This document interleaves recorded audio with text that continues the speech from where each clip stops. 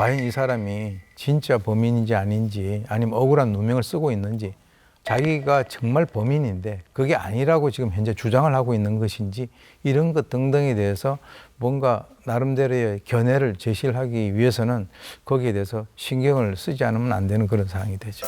좀 갑자기 궁금한 게 그러면 보통은 한 사건을 시작해서 끝날 때까지는 다른 사건이 같이 분석하시기는 어려우시겠어요, 직업적으로. 그런 경우도 있습니다. 그 두 개 다 같이 하셔야 될 때도 있어요? 그러니까 이쪽도 하고 저쪽도 하고 멀티죠. 그럼 어떻게 이렇게 어려울 텐데 분리를 이렇게 해? 그래서 이제 막 그걸 끝나고 나면 이제 좀 한 반년이나 1년 정도 지나면 네. 아주 강렬한 사건이 아니면 그 자료를 제가 다시 찾아봐야 되고 그냥 아주 강렬한 사건 같은 경우는 그거 제 머릿속에 있으니까 바로 말씀드릴 수가 있습니다. 범죄를 분석하실 때 명쾌하게 떨어지지 않으실 경우가 있으실 것 같아요. 그 중에서도 교수님을 가장 괴롭혔던 사건이 있을까요? 사건들이 워낙 많기 때문에 뭐 특별히 저를 괴롭혔다라고 하는 그런 사건들은 크게 기억은 나지 않습니다. 예를 들어서 뭐 사건 자체에 대한 정확한 분석이 불가능한 그런 경우도 있고, 단 이제 중요한 게 있어요. 저한테 이제 주로 의뢰를 하는 그런 쪽은 이제 방송사에서 범죄와 관련된 그런 프로들인데, 그 방송사에서 그 범죄를 풀어나가는 데 있어서 방향성이 이미 결정돼 있을 거 아니에요. 이 사람은 무죄 쪽에 가깝다. 이 사람은 뭐 죄가 있다.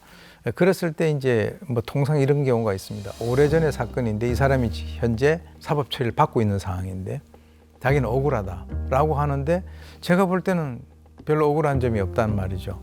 그러니까 이제 그쪽에서 제작하는 그 제작 방향과 제가 생각하는 방향이 같으면은 제가 그것을 수용하고, 그렇지 않으면 제가 그걸 고사를 합니다. 이거는 내 생각하고 다르기 때문에 그쪽에 맞는 분을 고르는 게 좋겠다. 뭐 그런 경우는 있지만 뭐 특별히 저를 괴롭히거나 특별히 뭐 제가 어려워서 너무 힘들었다 뭐 이런 것은 없는 것 같아요. 아니, 분석하실 때 뭔가 이렇게 내가 생각했던 만큼이 안 되고 뭔가 딱 막힐 때, 이렇게 풀리지 않는 지점에 다다랐을 때 어떻게 이걸 좀 해결하려고 하세요? 우리가 이제 그 조금 전에 나왔던 그 그림이 어떤 그림이었죠? 셜록 홈즈? 셜록 홈즈였죠. 그 셜록 홈즈의 친구가 누군지 아세요? 누구였더라? 갑자기 생각이 안 나네요? 예. 왓슨이라는 친구가 있어요. 주인공이 그 어떤 어려움에 처했을 때 옆에서 조언을 해주는 그런 역할을 하거든요. 저도 왓슨을 하나 옆에 두고 있습니다. 근데 지인 중에 그러면은 의사가 계신 거예요? 아니요, 의사는 아닌데 네. 사실 그 저하고 굉장히 가까운 그 여성인데요. 저희 아내입니다. 범죄가 발생할 때는 네. 여기에 관련돼 있는 사람이 뭐 여성, 남성 다 이렇게 포함이 돼 있잖아요. 네. 그러니까 그 과정에서는 여성의 심리라든가 이런 것들이 굉장히 그 중요한데 네. 어차피 저는 여성이 아니기 때문에 여성이 느낄 수 있는 그러한 것들을 좀 이렇게 전해드릴 수 있는 사람이 필요한데 저희 그 아내가 그와 연관돼서 상당히 제가 볼 때는 발전 가능성도 있고 감각도 있어요. 네. 제가 한 번씩 들으면 깜짝깜짝 놀랄 정도의, 제가 이제 옆에서 이 얘기를 하면 한마디 툭 던지는 것이, 제가 이제 그 조수가 아니라 실장이라고 제가 명칭을 그렇게 부르고 있는데 네.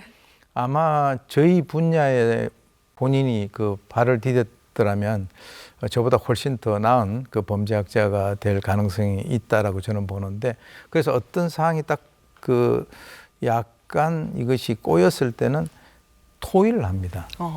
그러니까 이제 어떻게 보면 그 평생 친구 같이 제가 물어보면 또 뭐 거기에 대해서 의견도 내고, 또 그쪽에서 의견 내면 제가 또 거기에 대한 또 다른 얘기도 하고, 이제 이런 식으로 해서 어떤 그런 경우에는 한번 제가 조언도 이렇게 구해보고, 어떻게 생각하느냐, 여성이었으면 어떻게 했을 것 같으냐, 뭐 이런 정도의 어떤 대화는 이루어지고 있죠. 또 이게 남편을 만나서 또 본인의 숨겨져 있던 재능을 또 발견하셨네요. 네.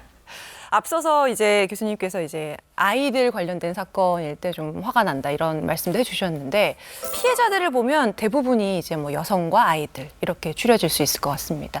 왜 그렇다고 보시나요? 여성들 같은 경우는 이제 주로 이제 성적인 그런 면이 있고요.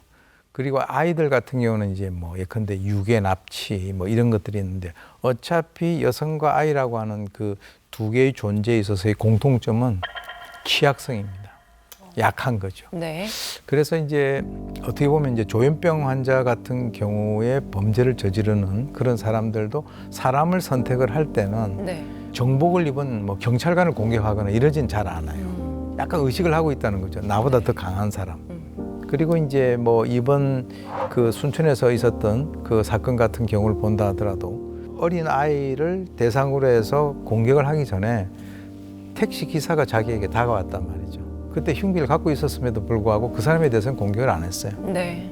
그리고 난 이후에 자기의 범행 대상을 선정을 한 거예요. 그러니까 이 약한 상대라고 하는 것이 범인의 입장에서는 굉장히 선호하는 그런 그 조건 중에 하나다. 우리가 이제 범죄 공식이라고 하는 것이 있는데 범죄 공식 중에서 개인의 욕구와 그리고 이제 피해 대상이 던지는 주관적인 어떤 유혹성 이것이 이제 범죄를 유발하는 요소라고 한다면 범죄를 억제하는 것은 개인적인 어떤 그 도덕심 이것이 있을 수가 있고요. 그리고 이제 외적 방어력이라는 게 있는데 그 중에서 첫 번째가 뭐냐면 바로 피해 대상이 가지고 있는 직접적인 방어력이 되게 중요합니다. 그러니까 남성 같은 경우는 여성보다도 훨씬 아이보다도 훨씬 강하겠죠. 그리고 이제 집단적인 방어력, 그리고 이제 형사 사법 기관에 있어서의 활동 이런 것들인데 그런 측면에서는 철저하게 범죄자는 피해자를 선정하는 데 있어서 약한 상대를 고른다는 것이 이제 일반적입니다. 예컨대 그 뭐 강호동 선수나 네. 그런 사람들에게는 잘 안 하겠죠 아무래도.